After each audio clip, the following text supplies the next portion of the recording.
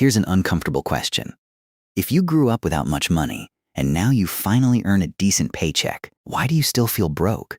Not, why do you have less money? Why do you feel the same way you did at 15, checking your bank account before buying groceries, even though your salary says you shouldn't have to? That feeling doesn't come from your bank account. It comes from your childhood.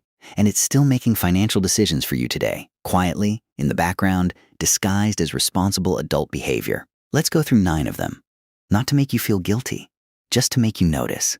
Picture a 27-year-old named Alex. Doesn't matter if Alex is in Ohio or Rotterdam. The math is close enough. Alex earns $58,000 a year.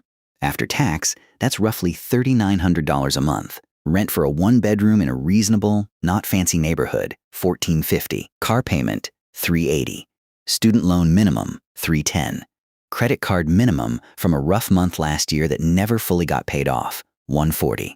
Add utilities, groceries, phone, insurance, gas. Alex is left with somewhere between $200 and $400 of breathing room a month. Alex has a full-time job, no drug habit, no gambling problem, no reckless spending, and still barely breathing. This is not a story about Alex being bad with money. This is the starting condition for millions of people right now in the US and across Europe. Keep that number in your head, $200 to $400 of monthly slack, because everything that follows either protects that number or quietly destroys it. 1.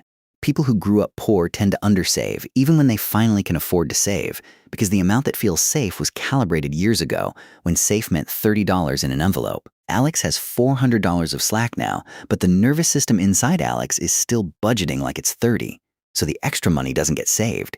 It gets absorbed. A slightly nicer grocery order, a subscription, a you deserve this purchase that costs exactly enough to erase the surplus back down to 0.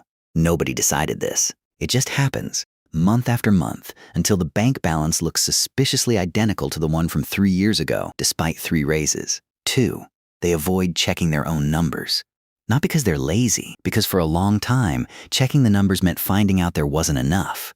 So the habit becomes, don't look, and you can't be disappointed. The problem is, this habit doesn't expire when the income improves. Adults who now have healthy incomes still avoid opening the banking app, still don't know their exact interest rate on their loan, still couldn't tell you their net worth within a few $1,000s. Avoidance was a coping mechanism for scarcity. It becomes a liability the moment there's actually something worth tracking. 3. They treat debt as normal instead of expensive. If you grew up around people who always had a car payment, a balance on the credit card, a loan of some kind, debt doesn't register as danger. It registers as Tuesday. Here's the quiet cost of that normalization. A $6,000 credit card balance at 22% interest, paying only the minimum, doesn't just cost $6,000. It costs closer to $11,000 by the time it's gone, if it ever fully is. That's not a moral failure. That's a formula. But if debt feels normal, nobody stops to run the formula. 4.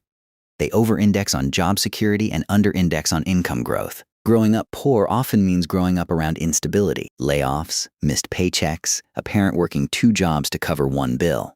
The lesson learned is don't lose what you have. Reasonable lesson. But it quietly turns into don't ask for a raise, don't negotiate, don't leave a job that underpays you, because at least this paycheck is guaranteed. Over 10 years, the difference between negotiating a starting salary and not negotiating it compounds into tens of thousands of dollars, not from one bold decision, but from every raise afterward being calculated as a percentage of a number that started too low. 5. They buy comfort in small, frequent amounts instead of saving for one large improvement. A $6 coffee, a $15 delivery fee, a $40 treat-yourself purchase. None of these individually matter.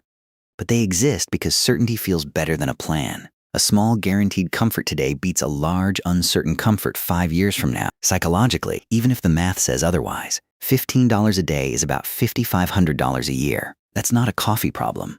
That's a trust problem. A difficulty believing that delayed comfort will actually arrive. 6. They feel guilty about spending on themselves and overcorrect by either not spending at all or spending impulsively to silence the guilt. Both look different on the surface. One looks frugal, one looks reckless, but they come from the same unresolved place. Money was tight, spending felt dangerous, and now spending still feels like it needs to be justified or punished. Financially calm people don't feel either extreme. They just spend the number they already decided on. 7. They confuse a higher salary with financial safety, without adjusting their spending to match. This is often called lifestyle creep, but the deeper version of it, for people who grew up without money, is closer to relief spending. The first real salary feels like proof that the hard years are over. So the nicer apartment, the newer car, the upgraded everything isn't greed. It's a sigh of relief made visible. The problem is that a sigh of relief has a monthly payment attached to it, and the hard years have a habit of not staying over. 8.